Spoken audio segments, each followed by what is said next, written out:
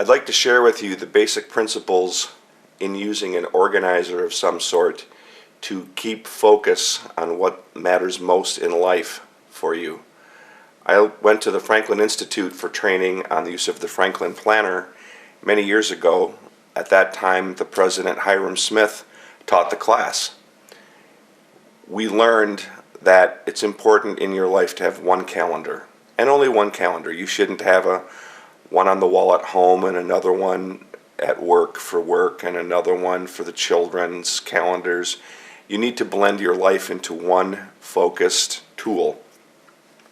It's important, along with a calendar, to really to prioritize your tasks. It's the most important thing I think you can do to improve your personal productivity in all aspects of your life.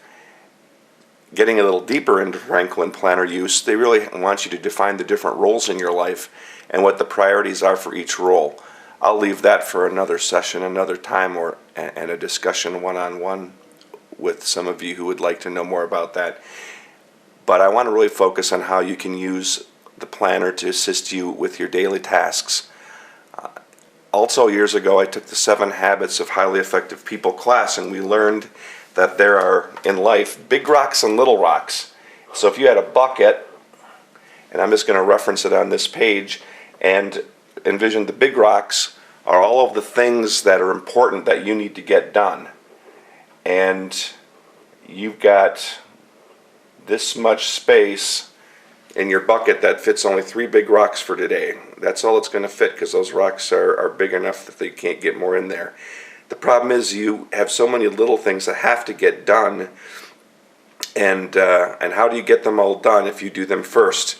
In their analogy, there'd be so many little rocks of distractions and important people and problems and challenges with maybe equipment, and somebody's upset and they want to talk to you, and on and on and on, and now you got your 3 big rocks, and guess what? They don't fit in the box anymore because you focused on all the little stuff first, and then you did the big stuff. The basic concept was, if these are the important things for the day, they're going to get prioritized, and then all the little rocks have to fit in around them. So that's the analogy of how you can get more done and prioritize to get the important things done first. So in the use of the planner, there are 3 main sections. There's the notes section, which I just wiped out the day for March 4th, pretty much. And there is the calendar portion, which is the calendar that shows details of what's this month, previous and forward month, and here's your daily area to enter appointment schedules. I personally choose to have one calendar, as I was taught, but it is very successful and convenient to use the Outlook calendar that comes with our email, and I will show you about a few tips on using that as a tool to help you with your Franklin Planner. So in my case, my notes for my prioritized daily tasks kind of float over into that side sometimes because I'm not truly using it for my calendar.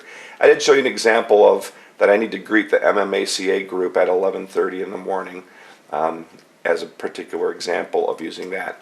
The real priority to me is the prioritized tasks, and then also the notes side.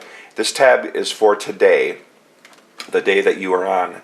So I've already began organization of this day. I have some notes were written in previously, some notes I added in things that I need to do today. One of the important things to do when you're planning, in the aspect of planning your day, is to truly look at, I'm going to get a little closer here for you, prioritizing. So there's a little key here that helps you with prioritizing, and of course you've got it memorized after a little while. A's are things that you prioritize that you really have to do today. They're musts. It's not an option that you can't get it done. You have to get it done. So you may have no A's in a day because there was no critical things. Usually you'll have A's. B's are things you really want to get done today. C's are things you'd like to get done today. If there's something you'd like to do and it truly isn't a B, or C, then it probably needs to go on to another day up front when you think of the task. So let's say I thought of a task right now. I already know there's not a possibility that I can get it done today, and that task is that I need to call a particular vendor. And I might go out into a future date and say, well, I don't think I'm going to have time Thursday to talk to that vendor, but I will on Friday. So right away, since I just thought of it right now, I'm going to say talk to Gordon's Bob Smith. Now in this example, I'm going to know in my mind why I need to talk to him, because it's a real simple thing, but I wanted to remember to do it. I'm not going to prioritize it now, but I can forget about it for the moment because I've already decided that's something I'll do on Friday. So once you have your A, B's, and C's prioritized, and I actually recommend you would do this the night before you've come to work for that day, that you're already kind of, before you're going to bed, in your mind it's pretty clear where you're going to go tomorrow. It's quite shocking how significant that thought process is. You could choose to do this bright and early, maybe when you're having breakfast early in the morning at home or first thing when you get in the office, but I find it's best if you would do that the night before. Then I also listed A1 versus A2 versus A3. Now since I track personal things in my planner as well as work things and things that relate to my children, I do it a little different than what I was taught. To me, it was an A1 that I proofed the 2015 budgets here, but it was also A1 that I would exercise this morning. So I already exercised before I came to work this morning, so I check it off. The box on the left has to do with what is the status of this particular item. The items on the right have to do with the priority of A, B, or C. So then I decided that meeting with Bob on sprinklers, I'd like to meet with Bob, but it isn't critical I meet with Bob because I already decided that I need to review PACE reports and I need to update objectives. They're pretty important. I can get by not doing them today, but I have to proof the budgets. So at work, it's A1. I've already been working on the budget some this morning, so when I came back to my planner for just a few seconds, I put a dot there. The dot represents it is in progress. So I'll come back to working on my budgets shortly after I would be done with looking over my planner. However, in this case, I want to show you more about how to use the planner instead. So truly, I've defined everything. I decided that Bob is a C. I'm not even sure I'm going to get to it, so it's the only C. I didn't put a 1 there yet, but I could, because right now, that's the most important thing I know. Now let's say all of a sudden I got a phone call, and I learned in that phone call some things that I have to do. Now I kind of gave this example on the right as being something that is a reference for you, but now I'm going to take some notes. So I just got a call from Samuel Smith.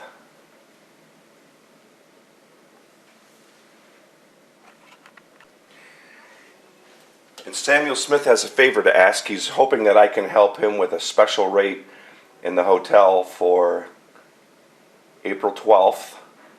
So while I'm on the phone with him, I'm writing these notes down. That's what this area is designed for. He wants to stay 2 nights. It's their 10th wedding anniversary. And his phone number is such. So I know that I need to do this now, and I've written the notes down. And now I'm focused and I get back to my budgets again. And the saga continues. Throughout the day you can continue to write notes. There are actual filler pages you can buy that are additional line sheets that I can tuck in here, which I keep some at my desk. So if I have more notes for a day, I just open my binder and lay another one in. It's 2-sided line sheets. So I could continue with notes. Let's say I was at a conference. It's an exceptional way to write notes at the conference for 2, 3, 4 sheets. And then if there are certain key points of things that I want to do from it, I can work it into my future prioritized lists. So as I would go through the day and get things done, I finally now finished those budgets, and I would check this off. Now I'm going to step back in time a little bit and show you a little bit more about notes. Back a few days earlier, I had a phone call, and it was the day before, and I had a phone call with a company called Z Direct, That's this portion up here. And I took notes on some things that are going to happen. They're a new vendor of ours, who our new contact person is. 3 attachments were being sent to me in email, and I was told what we need to do with each of those 3 attachments. We discussed the timeline of implementation of interfaces and timeline of getting all of their services complete for our project, and we had a goal of getting this done before Christmas. So it's a big project. It's going to take a long time, but it was clear to me as I was going along there's 2 things that are really important to do, so I chose to put a little A and a little B by those items right up front. So what I should have done that night, didn't do it yet, but I should have done that night is written in the future, when am I going to do that? So I'm going to do that. I'm going to decide when I'm going to do that right now. It's already too hectic of a day for me to do it on the 4th. Thursday I'm out of town, so I'm going to go to the 5th, and I'm going to add Z-Direct item A and B, and then I'm going to put the date of 3, I forgot my date, 3. I just write 3-3 and I'm done. Now when I get to that task on that day, and if I can't remember exactly what I'm supposed to do, I didn't sit here and write paragraphs about what I need to do. I actually just wrote 3-3. So I would just reference back to the 3rd, go through my notes, see what it is that they have to do, and then I would go ahead and implement that. So that's a way of going back and forth in your planner to use the functionality of different things. You don't use floaties anymore. You don't use post-it notes anymore. You don't use third-party tablets of paper. Everything goes in your planner, and if you decide there's something critical to do right now, I just remembered, oh boy, on the 12th, I really need to remember to help prepare for making items in the bakery. We were going to test them. I'm going to write the task right now, test items in bakery, and then I want to haunt myself about that a couple days out so that I make some phone calls about it. I'm just going to go back 2 days and say prep by calling others for bakery project 3/12. And that again references back to where the rest of the notes are about what it is we're going to do. So it's a very convenient way to do it. You always keep the previous month in your planner because you may have reference dates within your tasks that you need to go back to and look from the previous month. You always keep your future 1 month at minimum in the planner, and you can choose to hold more if you have a larger binder like I do. I actually keep 2 months out into the future and 1 month in the past and the current month in my planner.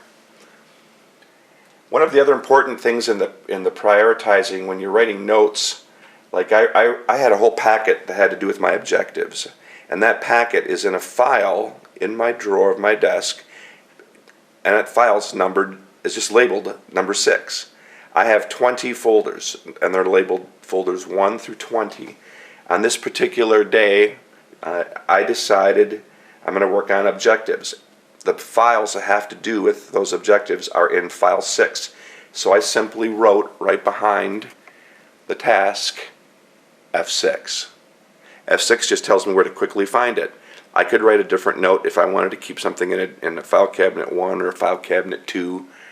Or something like that. It might be intuitive that I would know where those items are, but for the current work at hand, I like to use these 20 files and reference things that are actively being done now.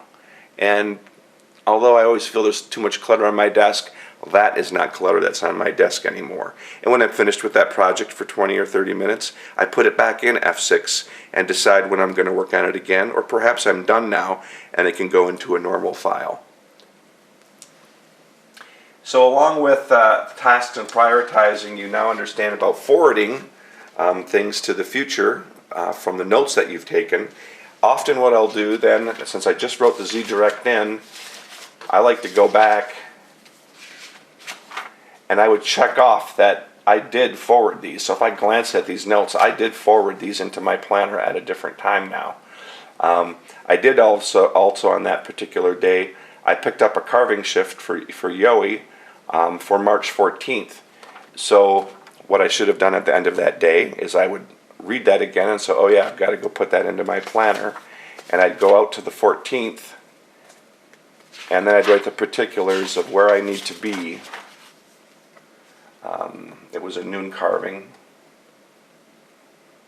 and I would put that in my planner. So again, it is there to help me.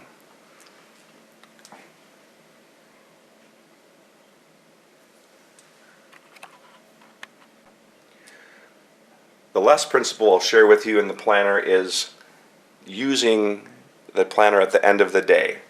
So now the day is over, and let's say that I truly did get my A1 and I had to greet a group in the rooms, and I did do that at the appropriate time. And it was very important also that I would get those PACE reports done, and I did. But that's all I got done today. The other B item and the C item here, and the two B items, they're not done. So what's important to do, you can choose with your structure when's good to do this. Do you want to do it at home before you go to bed?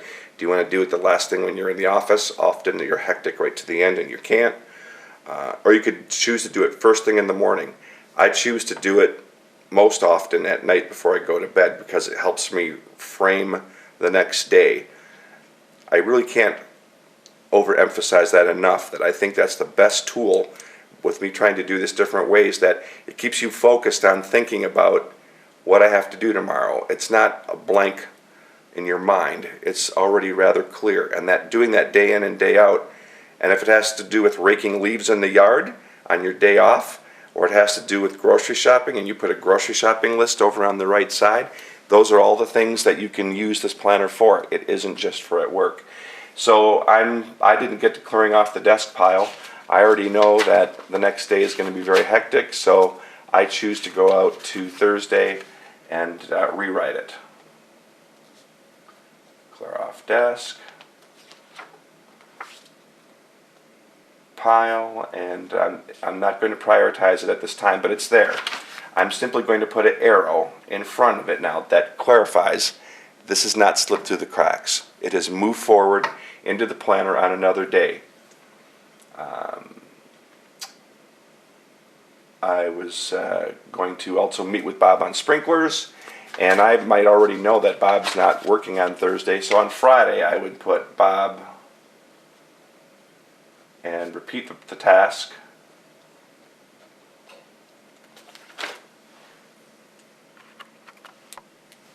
And then I simply have the ability to again forward it. So when I'm all done, everything in my planner for the day, this day is over, should be forwarded.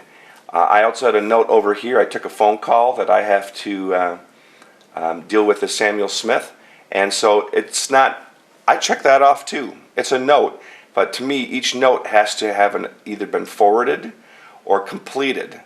And so I choose to use the same priority, not priority, but the same status of a task.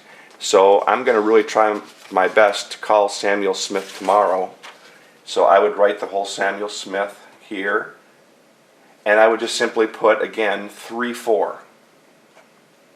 That is the date with the details. So when I get to this day and I read Samuel 3/4, I just go back here and look, and there's Samuel Smith. So I forwarded it in here, so I'm going to put instead of a check mark, I'm going to put an arrow there telling me I forwarded that into the future. So this day is over, and everything moves over to the new day. And if for some reason I get hectic for 2 or 3 days and I haven't forwarded things because it's been too hectic, and that happens from time to time, I don't like it, but this tab stays where I was at in forwarding items that have to get accomplished. It does not get moved forward till those tasks are complete. That's the basic principles in using the Franklin Planner. It's tried and true and proven to be improving productivity for people for over 25 years now. I've tried to use my tasks in my phone. I've tried to use the tasks in my computer within Outlook, and it just, for some reason digitally, it's not the same. I learned recently that when you write things, and you're using your hand and eye and mind thought together, that it puts a deeper connection to things than when you're clicking and typing. And I believe that that's very true. And a test that was done discussed productivity, and it truly said the handwritten tasks forwarded, comprehensively tracked, minimizes things being slipped through the crack, and you can improve your efficiency by 25%. Even though you had to take the extra time to write all of these things out, you're writing notes anyway. The notes area is always there for you, and you're always writing notes. So write them here. Don't write floaties. Don't have it in a 3-ring binder. Don't have it in a spiral notebook. Put everything here that you have to learn about. One of the final things is, let's say it's important that I might come back to Z-Direct again later. In the very front of each month is an index. So I can write, this is on the 3rd, it's the first thing I wrote that was important. So at the top I'm going to put 3-3, and I'm going to say Z-Direct planning call. So whether it be a week or a month, or let's say it was 3 months later, I go, I know I had that call in March. I can just come here, and the most important things that are noted, I have a reference, and I could go, oh yeah, that Z-Direct call was on the 3rd. I can go right to the 3rd, and there it is. It's just another way, another tool to assist you within your planner. Next, I'll show you how I use the calendar and Outlook to track the things that have to do with meetings a little bit more efficiently than I even think the Franklin Planner can do. The main thing that I'd like to show you within the Outlook calendar that I like to use a lot is beyond just the hourly posting of meetings, such as here's a front desk meeting and a general manager meeting, and then I have a recap meeting with some people from a conference, and that happens to overlap with another meeting, digital dining meeting, but I know that tells me that I have to try to work one of those items into a different time slightly. I happen to know that's about a 10-minute meeting, and so I'm hoping I'll slide it into the end of the general manager meeting. So I don't fret over the idea that I have 2 meetings that are side by side at the same time. That's not the end of the world. But what I really like to focus on is this top area of the planner and how helpful it can be to track other things. So in my case, I track, Emily is my assistant, and I track her hours here and when she's working, so I know which days I can get support from her and which days I can't. The other line that's there is me. So on the VAC is vacation. I have 2 vacation days, and that says Nancy MPAW conference in Kalamazoo, and that's reminding me where my wife's at, as opposed to perhaps myself. And so on the 21st, you can see that 8 to 5:30, that's my schedule. I have my schedule plotted out. There's 12 to 10. I'm a family rep on Friday. I'm working a 4 to close shift. And in my case, Emily has access to seeing that schedule as well. I had a friend from another hotel that's checking in on the 21st, and I wrote it here instead of in my planner as a task because it booked way out in advance. I just quickly ran out here, and it will haunt me when I look at this first thing in the morning that I have to watch for Lori Nicholson today. And then I would literally write that in my Franklin planner on the day of, because I wrote that note in here about 3 months out already. And that area works great for those kinds of things. It's a special events night in the lounge with Halloween on the 23rd. And so I have that there to remind me those special events are occurring on both of those days. This area could work well for you for any particular thing that has something to do with that day, but maybe that's not linked to a time. For example, on the 18th, our church was going to be having a meeting about an expansion. I read that in a newsletter and wrote it in here quick, but at the time they didn't say when it was going to be. So that note will help haunt me too. So that is a way I do blend tasks as it relates to time in my Outlook in relationship to the true use of my planner.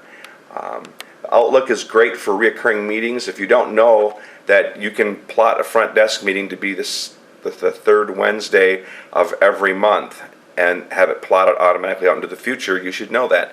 I won't teach you that here. We'd love to teach you that individually if you'd like to learn how to use that task and don't yet know how.